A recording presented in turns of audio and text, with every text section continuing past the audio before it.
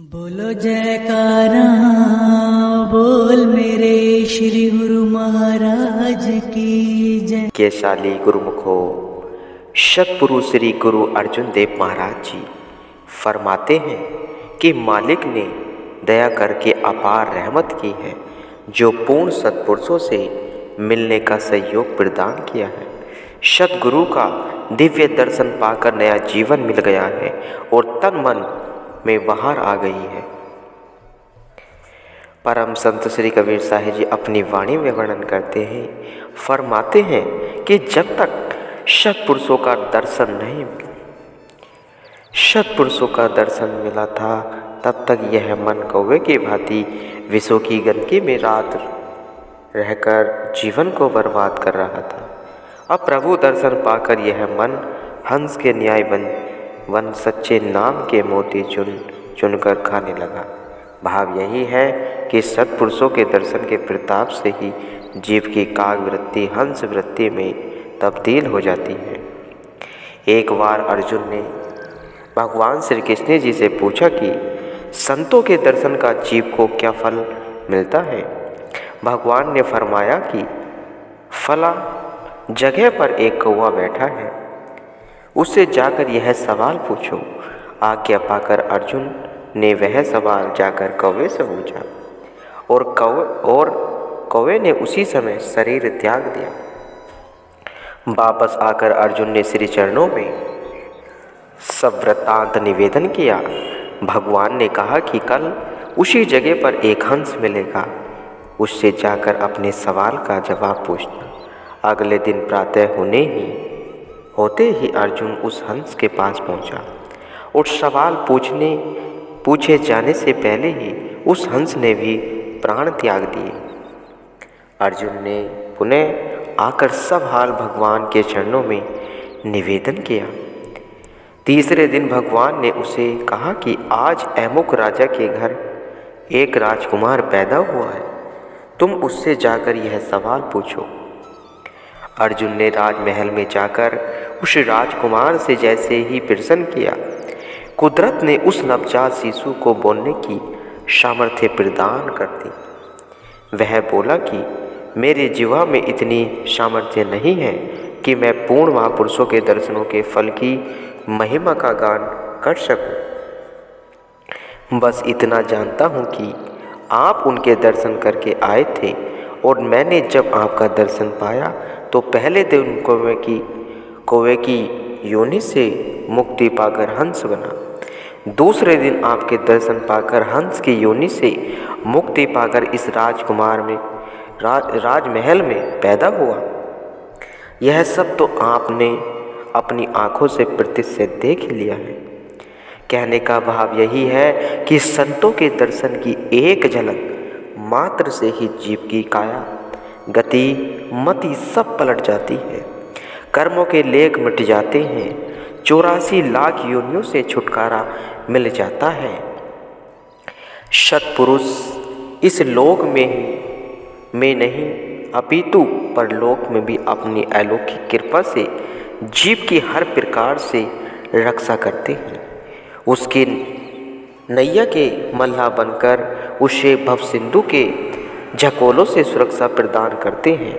इसलिए जीव के सच्चे साथी और दोनों जहानों के रक्षक केवल संत सद्गुरु ही हैं।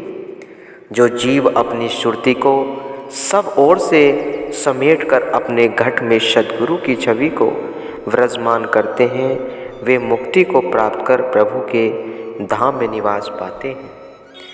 यदि कोई आदमी दल में फंस जाता है तो वह स्वयं को बाहर निकालने के लिए जितना जोर लगाता है उतना अंदर ही अंदर धंसा चला जाता है।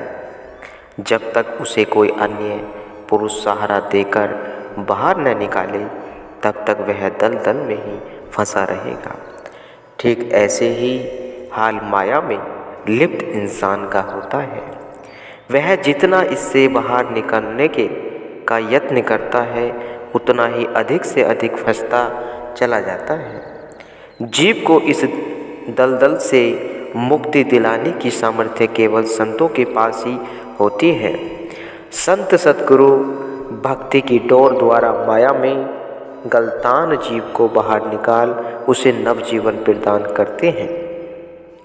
उनकी जितनी भी रचना होती है जीव कल्याण हेतु ही हुआ करती है। उन्होंने अपनी कृपा से जीव को मोह रूपी कीचड़ से निकालने के लिए आरती, पूजा, सेवा, सिमरन, भजन, ध्यान और सत्संग की मजबूत डोरियां बना दी हैं। जीव जितना इन नियमों पर अमल करेगा उतना ही उसकी डोरियां शक्तिशाली हो जाएंगी। तब माया उस पर कोई प्रभाव नहीं डाल सकेगी। सत्पुरुषों के अतिरिक्त संसार में जीव का कोई भला नहीं कर सकता। जो भाग्यशाली जीव सद्गुरु की मौज के अनुसार चलते हैं वे निवंदन होकर सच्ची शांति प्राप्त का सुख स्वरूप हो जाते हैं। महात्मा नारायण जी कथन करते हैं कि हे जीव, दो बातों को सदैव याद रख, एक अपनी मृत्यु को, दूसरा ईश्वर को। जिस मनुष्य ने इन दोनों बातों को जीवन में स्मृति पटल पर रखा वह पाप कर्मों से बच जाता है। जिसने मौत वह ईश्वर को भुला दिया वह माया का शिकार हो गया। यह मत समझो कि मौत को स्मृत करने से मृत्यु से छुटकारा मिल जाएगा। नहीं, मौत से तो कोई भी प्राणी नहीं बच सकता। अतः अपनी मौत को कभी भी भूलो नहीं। जिसके दिल में सदा मौत का भय बना हुआ है ऐसे ही वैराग्यवान पुरुष को भगवान प्रयास याद आते हैं। जिसने मौत को भुला दिया उसके दिल में काम, क्रोध, लोभ, मोह, अहंकार आदि वे धड़क खेलते हैं, जिसका अंत में कितना भयानक परिणाम निकलता है। एक दिन की बात है कि कोई एक सम्राट घमंड में चूर हुआ अश्व पर सवार होकर अपने मंत्री एवं सेना सहित शिकार खेलने के लिए किसी जंगल की ओर जा रहा था। मार्ग में उसे एक व्यक्ति मिला जिसने अत्यंत मलिन, जीर्ण व क्षीण कपड़े तन पर डाले हुए थे।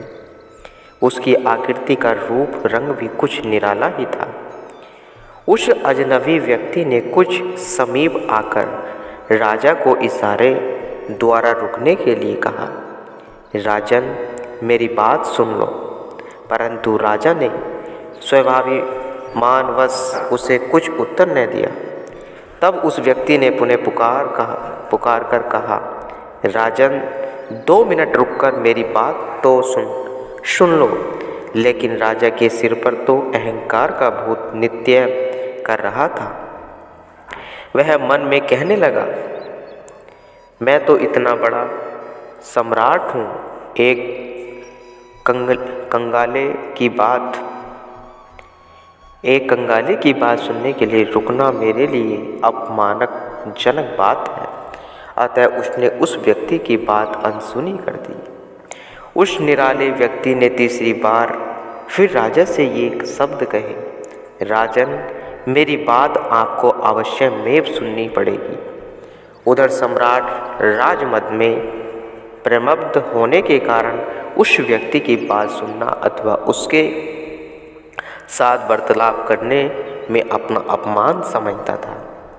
किंतु उस व्यक्ति के तीसरी बार कहने पर राजा के मंत्री को करुणा हो आई।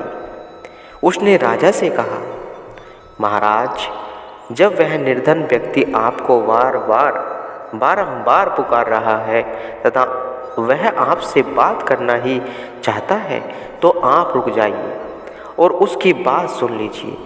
राजा ने मंत्री से कहने पर रुककर उस व्यक्ति से पूछा कि बता, तू क्या कहना चाहता है। तब उस व्यक्ति ने कहा कि मैं अन्य लोगों से अलग होकर आपसे एक बात करना चाहता हूँ जिसे दूसरा कोई न सुन सके। राजा ने उसकी बात स्वीकार कर ली। उस व्यक्ति ने राजा को धीरे से कहा, मैं मौत का देव हूँ, लोगों के प्राण हरना ही मेरा काम है और आज मुझे तुम्हारे प्राण हर लेने का आदेश मिला है। इतना सुनना ही था कि राजा का सब घमंड जाता रहा। मुख पर हवाएं उड़ने लगी। राजा के समस्त शरीर प्रकम्पित होने लगा।